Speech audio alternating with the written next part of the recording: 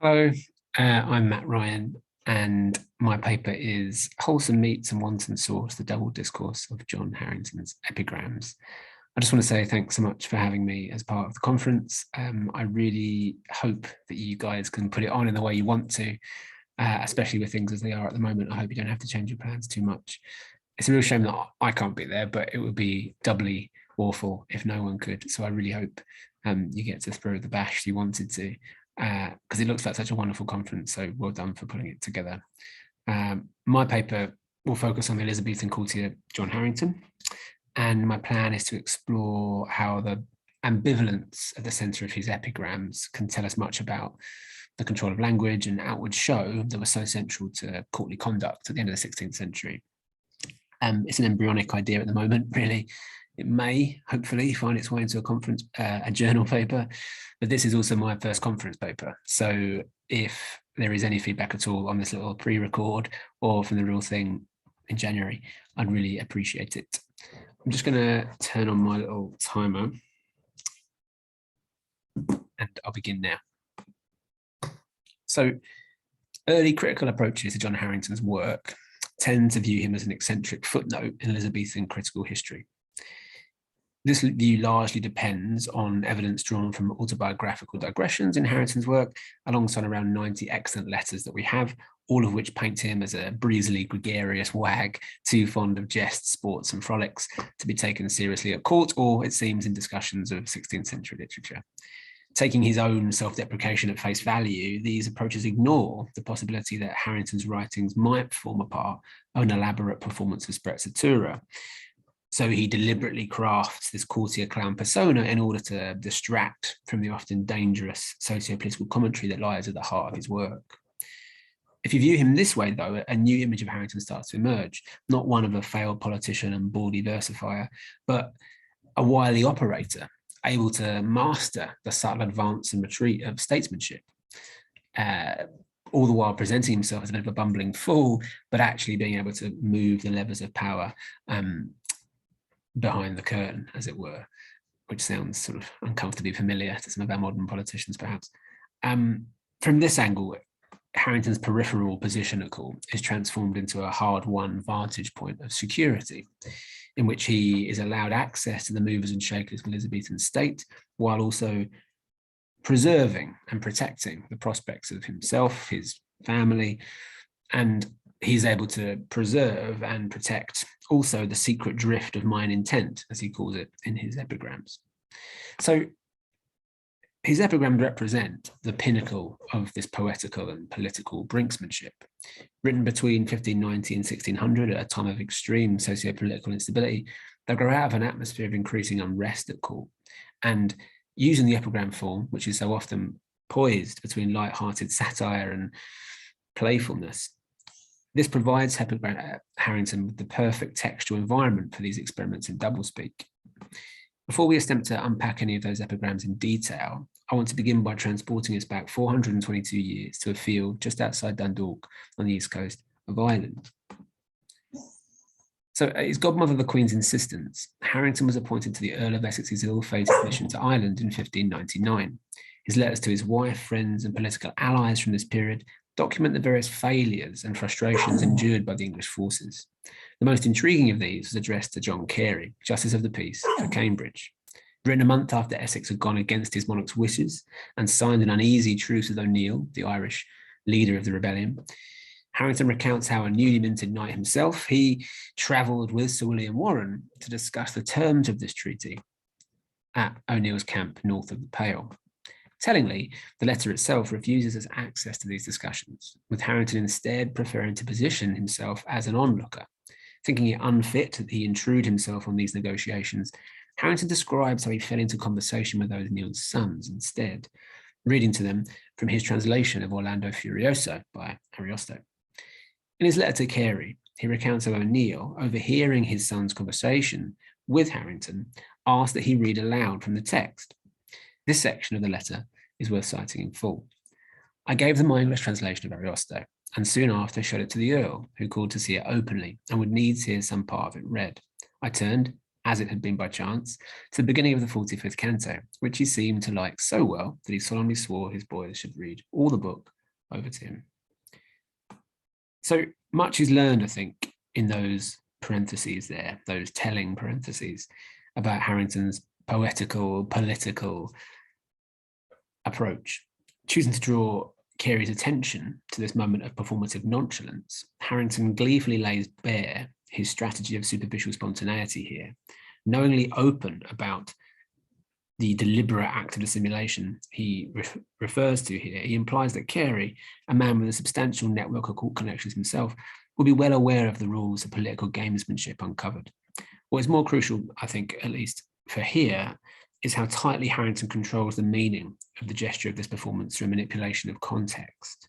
As you can see, Harrington's translation of Canto 45 is fairly standard. It uses Fortune's wheel to offer an image of life's ups and downs, like many we've seen before. More remarkable is Harrington's marginal commentary, which appears at this point in the poem, and you can see this here. Comparing Orlando's plight to that of a young Elizabeth I, imprisoned by her sister, Harington recalls how the then princess raked in the window at Woodstock with a diamond, much respected by me, nothing proved can be. So looking at the unjust accusations and shifts of fortunes that can beset even those of noble birth, on the surface, this is a message of support for his monarch. However, in context, read aloud to O'Neill, this also offers a message of resilience to an aspiring political leader and enemy of the state. Remembering, of course, that this all comes from Harington, this still stands as a remarkable insight to his approach as poet and statesman. If it is elaborate fiction, which it may well be, it still represents a masterful control of meaning, a veiled message of support delivered to a political traitor in front of a man in Warren, whose allegiances to the Queen were often questioned throughout his career, and then written in a letter that was sent to Carey, a longtime friend, who was far enough away from court to be a safe pair of ears. So this then is the very definition of a calculated risk, delivered with just the right amount of easy familiarity to cushion the full force of what was a dangerous political gesture. With its characteristic blend of brevity and sharpness, this same studied ambivalence is at the heart of the epigram genre, which underwent a huge revolution at the end of the 17th century. And as such, the epigram, a form used by Harington more than any other, in fact, offers the perfect context for his political poetics. Taking his cue from Marshall, the most widely read classical epigrammatist of his era, Harrington's epigrams frequently look to present themselves as nothing more than idle toys, inviting us, as his friends, to enjoy the pleasure of these distractions. Harington ensures us that he's writing, as he says, what gives pleasure for us, when he could be writing of weightier things. So, despite presenting them as fripperies, as it were, Harington also recommends in a dedicatory letter to Prince Henry, which is on the front of a volume of epigrams that he sent to him on the ascension of his father to the throne, he encourages Henry to read the epigrams carefully, despite them being light-hearted. Also beneath the surface, Harington argues, are a series of messages that can only be gleaned if read carefully. So Harington argues that the apparent licentiousness of his work can be dismissed and understood properly if carefully read as a detestation of vice. So Harington is only exploring these vice-ridden epigrams in order to express his detestation of that vice. So while Harington is still taking his cues from his Roman forebear here, this ambivalence, this doublespeak, is also distinctly Elizabethan. Composed in the last decade or so of Elizabeth's reign in an environment of an increasing surveillance and brutality, Harrington's epigrams undoubtedly are the product of their courtly context, connected to a world where the ability to disguise what one really means behind a mask of apparent nonchalance, and where that skill was prized. Harington assumes a set of reading practices specific to this context, aimed at an audience that recognise the importance of, as Thomas Hoby's translation of Castiglione says there, presenting a portly and amiable countenance to whoever beholds him. Harrington's epigrams also assume his readers will recognise the presence of another different reality beneath that countenance. So as we get in Prince Henry's letter, it's the same sort of sleight of hand we see with O'Neill. He's able to balance two meanings alongside one another and gives us both of the options. And we must, as a reader, recognize that there is always beneath the surface another set of intentions. So based on the data from the catalogue of English literary manuscripts, we have evidence of 406 of these epigrams written by John Harington and composed for the most part throughout the 1590s. They are widely circulated and they appear across 336 different miscellanies that were frequently recopied in the 17th and 18th centuries. Among the most popular are Of a Pregnant Pure Sister, which is a gently bawdy tale, and the satirical Of Treason. And when read as part of wider miscellanies or unconnected manuscript pages, they serve as neat examples of playful Tudor epigrams, designed with tongue firmly in cheek to stretch but not shatter the decorous social codes they're born from. So far, so straightforward. But beyond their circulation at court and in miscellanies, the manuscript context of several of Harington's epigrams suggests that these texts were not always read this way. Among the papers wrapped in a white sealed sheet and immured behind a wall at Rushton Hall, the house of well-known recusant Sir Thomas Tresham, was a single manuscript page containing 3 of Harington's epigrams, for example. And one of them looks at the execution of Mary Queen of Scots, the other was a devastating critique of Elizabeth's reign, and the final, which you can see below, is entitled How England May be Reformed. Far from light-hearted toys, when collated in this context, these texts become artifacts of sedition. Circulated much less freely, they offer us a glimpse into a series of epigrams designed to be circulated amongst smaller audience, gesturing towards a reading community of Harington's work that existed beyond the coterie crowds of the court. In fact, toward the end of the 16th century, Harington's life away from London was increasingly under the spotlight. And in 1581, John Gwyll Pine, who was a spy for Walsingham, wrote back to his master from Harington's home in Bath with news of a network of recusant playfellows, companions, and confederates, all connected to the Arundel family. Suspected of importing naughty books from the continent, Harington's own servant, James Baker, is mentioned by name in Gwyll Pine's report, and he accuses him of distributing Edmund Campion's books on Harington's behalf. So with this in mind, how does the godson to the Queen, a man who'd already been banished from court twice for his fruity verse, how does he manage to deal in these circles and explore seditious ideas in his work while simultaneously maintaining his connections to the levers of power in the Elizabethan state? Not least when so many of his peers have been crushed by the cogs and wheels of that state machinery. So I'd like to suggest that Harington was able to do so by balancing the light-heartedness he was famous for with these more dangerous ideas. And he facilitated that balance by maintaining a strict control over the literary and courtly personae through material choices in his texts. This is most clearly articulated, I think, in the epigram collections collated by Harington himself in collaboration with his friend, scribe, and emblematist Thomas Combe. So outside of the epigrams circulated individually or as part of miscellanies, we have 3 extant epigram collections in which Harington's hand and that of his scribe appear.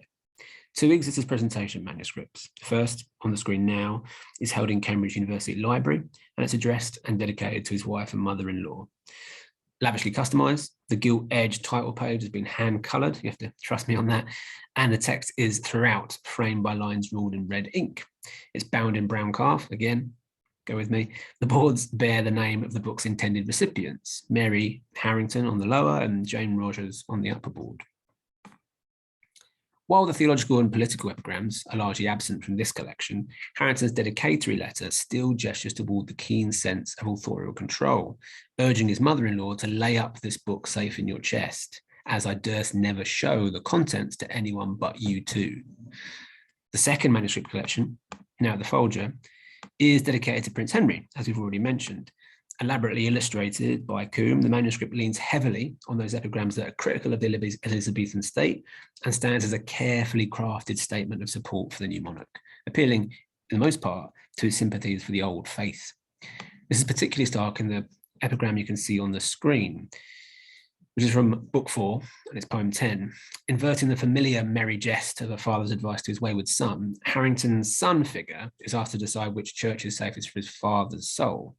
The son responds that a man had need be crafty to keep his soul and body in safety, and cautions that the best way to hold is to die in the new and live if you list in the old. But if you note on the screen, the original line is live in the new, die if you list in the old. But that has been scratched out and replaced by the opposite in either side of that phrase. So while that looks like sort of a spontaneous revision, those autograph changes also appear in the Cambridge manuscript and in the British Library manuscript that we're about to talk about next, which reveal that although they're designed to look ad hoc, those strike-throughs are in fact deliberately placed to shape the meaning of an otherwise fairly light-hearted and conventional epigram. It's a sleight of hand again, similar to the one we saw with Hugh O'Neill and the one we saw in the letter to Prince Henry, where Harington intends his reader to see both alternatives and ensures that the old Catholic Church and that of Geneva late Reformed are presented as blurrily indistinguishable. This same material manipulation of context appears in the final manuscript, which is a very different text altogether. Inscribed onto cheaper paper, an uneven hand, covered with deletions, corrections, marginal annotations, and revisions, the British Library's collection of Harington's epigrams can be viewed as the most complete version of his work that we have. These features, alongside the fact that Harington chose to include a first-line index and a table of contents with complete crosses next to each of the theological poems in the section, excuse me, suggests that both he saw the manuscript as his authoritative version of his epigrams and that he viewed them as having a specific order and shape.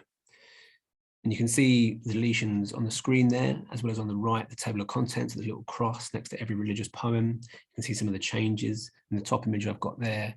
And even a note to Mr. Switzer of Shoe Lane that he must engrave in wood the lantern at a particular point in the collection, which suggests it was prepared for print publication of some kind. We've also got a letter on the left there to his son's schoolmaster, and on the right, childish pen trials and Latin exercises. So this really did have quite a rich life in the Harington family, this manuscript. And in this final section of my paper, I'd like to argue that it's this text which most clearly shows Harington's delicate control of structure and language, so central to his political poetics of ambivalence. While the other two manuscripts passed through at least 3 different owners before arriving in Cambridge and Washington in the early 20th century, BL Ad 12049 stayed in the Harington family until its sale to Joseph Hazelwood on behalf of the British Library in 1841. Its provenance, alongside the hastily scrawled Latin exercises, childish pen trials, credit calculations that we've mentioned, gestured towards the life of this manuscript in the heart of the household of several generations of Harington, and they seem to be have begun, this manuscript, before the Cambridge one, and still subject to revisions long after the completion of the Folger one. So we can argue, I think, that Thomas Combe, Harington's scribe, saw this version as a draft for those presentation manuscripts.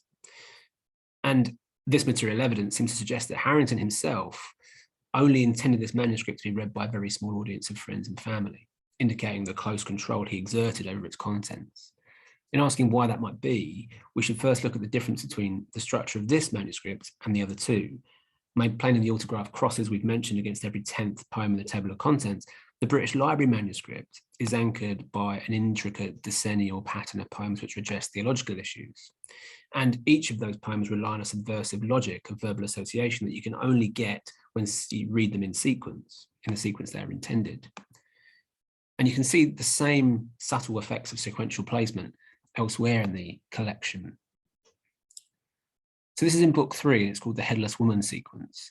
And now these individual epigrams were circulated outside of this manuscript, but only here in the British Library manuscript do you see all 3 in this sequence.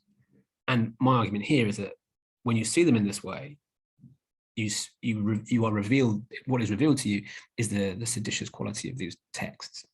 So taking aim at the moral bankruptcy of the Elizabethan state, a vicious run of epigrams in book 3 pivots on the image of a headless woman. The first, poem 39, you can see there in the left, playfully voices the response of a great outlandish dame to Henry VIII's suit. In light of how the king loved the change of pastor, she politely declines. I greatly thank your master, and would such love in me as fame hath bred, my body venture so, but not my head. So satirizing Henry VIII's marriage record, gently prodding at religious shifts of the age, taking a right swipe at the monarch's love of the block. Harington's tone here is pretty familiar. And if we were to read this poem outside of this context, alone or as part of a miscellany, it conforms neatly to the expectations of the epigram genre. Nothing to see here. However, when read alongside poems 42 and 44, it takes on new life. Following a list of many-headed mythological creatures in poem 42, that text, second on the left there, concludes that a headless woman is a greater monster. Developing the image of a decapitation introduced earlier in book 3 in poem 39, Harington here also draws on the synecdochic association of a man with the head of a household. So here, he indulges in the conventional anti-feminist cliche that women need to be ruled in the domestic sphere. And in light of this epigram, the woman in poem 39 is cast less positively, but more becomes yoked to Harington's call for patriarchal control, which becomes unsettlingly violent here. And this same image is recycled once more in the final and most dangerous of epigrams in this sequence. To quail a queen of nobleness so renowned, is remorse in hangman and in steel, when peers and judges no remorse can feel. Grant, Lord, that in this noble isle, a queen without an head may never more be seen. So calling out the immortality, immorality even, of the state and the unlawful execution of a queen so of nobleness so renowned, it's little wonder that Tresham chose to hide this poem in a wall beneath his house. Harrington's plea for a male monarch and his scathing criticism of Elizabethan state are now both captured in the familiar couplet you see at the end of that poem with that familiar image of the headless woman. And while it's explosive in its own right, the power of this epigram is only fully felt when read in its intended sequence. As such, he strikes a carefully weighed balance between the revelation and concealment of these dangerous ideas in his epigrams, divulging their full force only to those who are allowed access to the authoritative version of the manuscript. So it would be short-sighted, of course, to suggest that those who did read Harrington's work would be unable to decipher his allusions. Banished from court at least twice, once for jesting too freely with Orlando and again for aiming a shaft at Leicester in a new discourse, Harington was clearly read by an audience who understood the game of revealed concealment he was playing. While most critical responses to Harrington's work focus on the reasons for his banishment, few recognise that he was allowed to return, maintaining a network of powerful friends until his death. Viewed from this angle, what becomes notable isn't his failure, but how successfully he participated in these advance and retreat rituals of courtly gamesmanship. Approaching the epigrams this way, with an understanding of how deeply connected his literary output was to his life at court, the British Library manuscript further demonstrates how deftly he was able to control the rules of this game. While individual texts were circulated in manuscript, the full effect of the whole collection was only revealed to a select few. As such, his network of friends, peopled with anti-Elizabethan and recusant sympathisers, were allowed to read what were a uniquely seditious set of epigrams, but only those were exposed to those meanings. And that further evidences Harrington's sharp control over his readership. As such, we can read the British Library manuscript as representative of Harrington's deep understanding of the habitus of a courtier, immersed as he was in a world where he was trained to speak not your mind to all you meet, yet also encouraged to explore outward demonstrations of power and influence. It was important that Harington walked a delicate tightrope between secrecy and revelation. It was no surprise that he kept such control over the circulation and structure of his epigrams then, despite frequently presenting himself as a worn-out peripheral statesman of tired of ambition's puffball. Close focus on the material conditions of his work reveals a successful courtier poet who was able to balance the serious and the ephemeral to both attack and protect himself from what he saw as the darker forces at work in the Elizabethan state. And that's me done. Thanks very much. I'll cut those 2 minutes off by the time we do it in January. But I hope that suffices for now. Again, thanks so much for having me present, and take care in the meantime. Goodbye.